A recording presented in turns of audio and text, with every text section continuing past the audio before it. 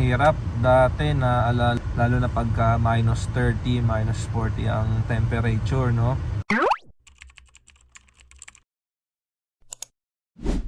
Hello guys, welcome back to our channel KND. Dito ako ngayon sa school ni Kuya, sunduin ko na siya. Naghihintay lang tayo dito sa parking lot.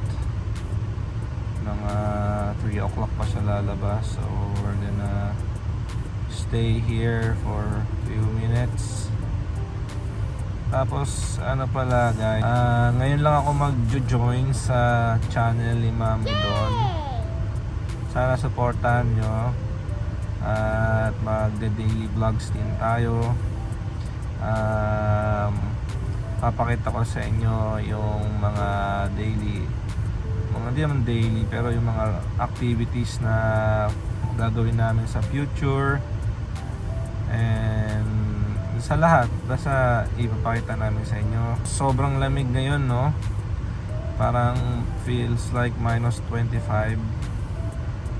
Kaya buti na lang talaga naka-car tayo, nakasasakyan tayo, kasi ang hirap dati. Naalala ko noon nung kararating lang namin sa Canada nila Mami Don, pag iahatid tsaka sundo namin si Ethan, lalakarin lang namin. Sobrang lamig noon, kaya naaawa kami kay Kuya noon, kaya kumuha agad kami ng sasakyan. Dito pala sa Canada, ang sasakyan hindi siya luho, needs siya, kailangan talaga siya, lalo na kung may mga anak ka, tapos medyo malayo yung school. Tapos gaya dati, si Mami tsaka ako pareho kami nagtatrabaho, tapos nagkasakit si Ethan, kaya isa sa amin kailangan siyang sunduin sa school, kaya si Mami ang sumundo sa kanya. Ganun ka convenient ang magkaroon ng sasakyan. Tsaka pag sobrang lamig sa mga bus stop, sa mga kababayan nating nagko-commute, alam nyo kung gaano kahirap ang maghintay sa bus shed, lalo na pagka minus 30, minus 40 ang temperature, no? Kaya blessed talaga na nagkaroon kami ng sasakyan ni Mami doon. Dalawa pala yung sasakyan namin ni Mami. Si Mami, yung dinadrive niya is 2022 Toyota Camry SE. And sa akin naman, itong dinadrive ko ngayon is 2019 Acura MDX.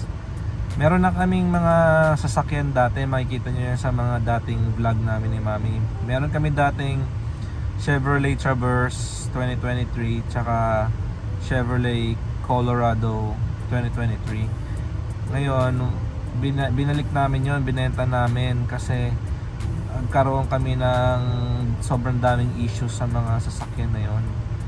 Both yung Traverse tsaka yung Colorado, meron silang mga transmissions issue before, kaya parang nagsisi ako na bakit yun yung kinuha ko, kaya binalik ko na lang. Kaya etong ngayong car ko, Acura MDX, one of the most reliable car. Sobrang tibay, V6 ang engine, at syempre Asian made siya, kumbaga import siya. Matibay talaga mga Toyota, Honda, Mazda, Subaru, any Asian cars ay matitibay.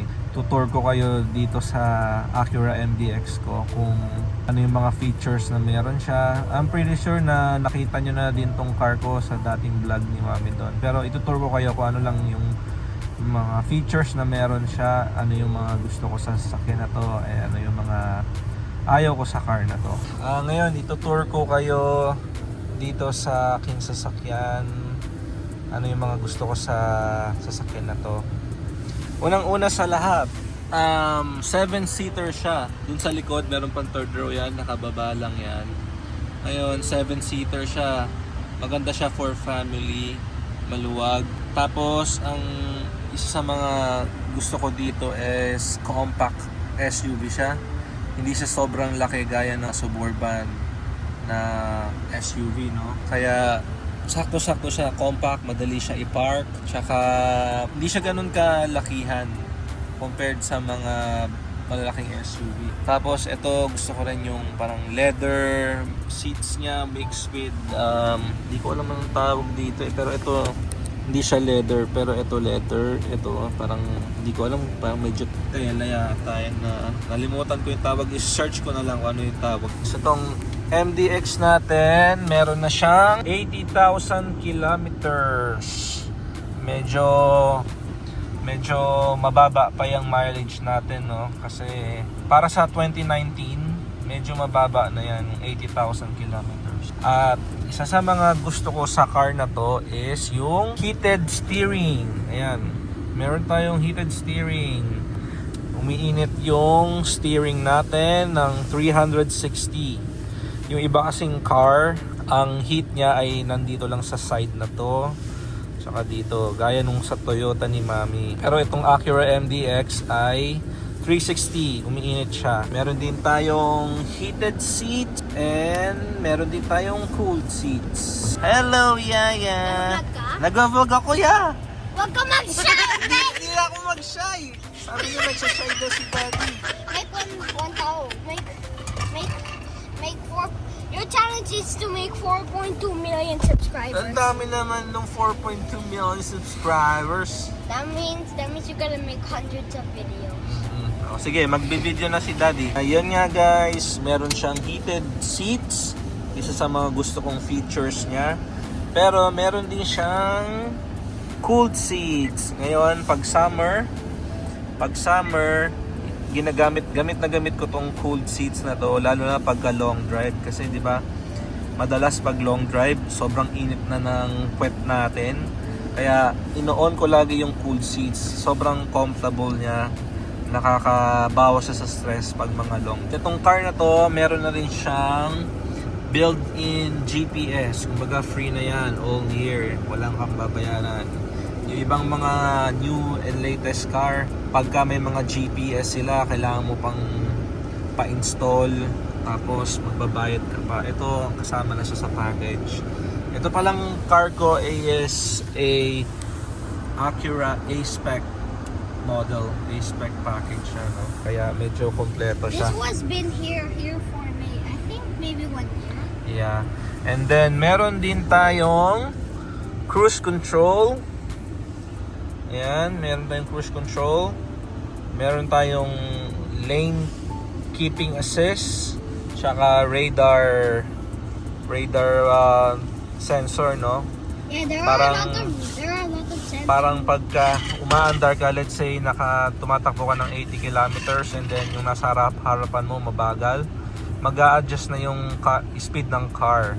Kumbaga sasabayan niya yung speed ng car na nasa harapan mo. Kaya para ka na rin naka autopilot.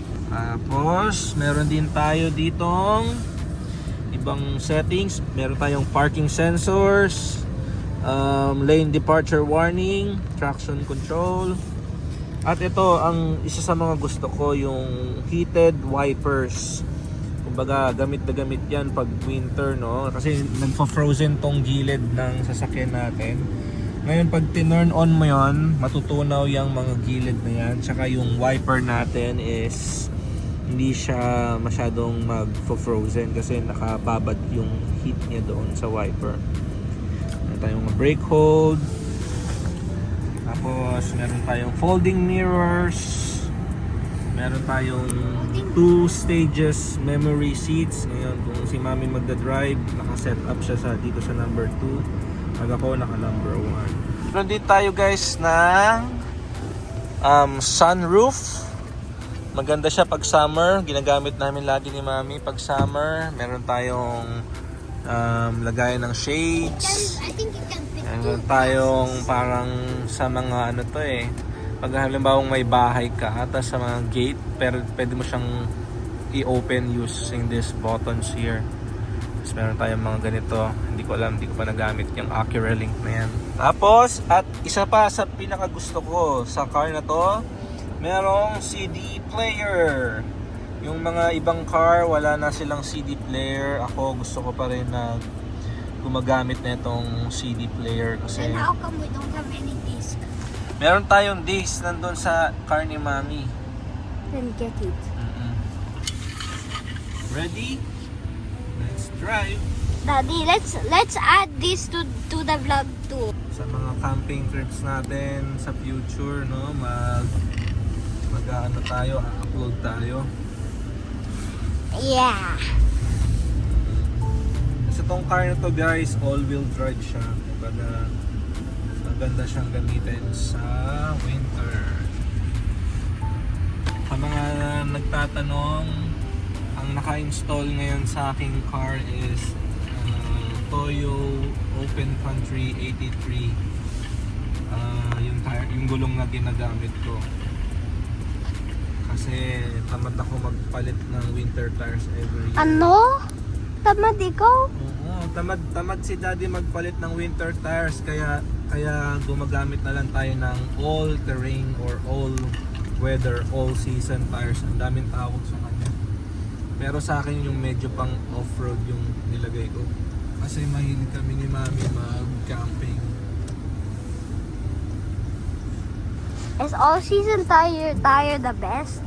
All-season tires is okay, but pag winter na, it's better if you have talagang dedicated winter tires kasi mas okay yung braking power niya. Maybe in 3 times the future. Maybe in 3. Wait that. Galing ni Kuya mag-record, no? Ang engine pala na itong car natin, mga guys, is 3.5 liter V6 engine. All natural aspirated lang. Hindi kagaya ng mga latest ngayon na naka-turbo na. This one is still all natural aspirated. Kumbaga walang turbo, regular V6 engine lang ang sa cabin, which I love it because less maintenance. Sobrang tibay ng makina, lalo na mga Honda, Toyota, and Acura. So we're here guys. Dito tayo sa ating parking. Saksak muna natin tong sasakyan para siguradong hindi lumamig yung ating engine. Pakita ko pala sa inyo yung tires na meron tayo. Ito yung tires na ginagamit ko ngayon, Toyo 83 Open Country all terrain. Sobrang kapit niya sa winter. Kaya maganda siya. All year na siyang all weather tires. Let's go, lakad na. Una ka.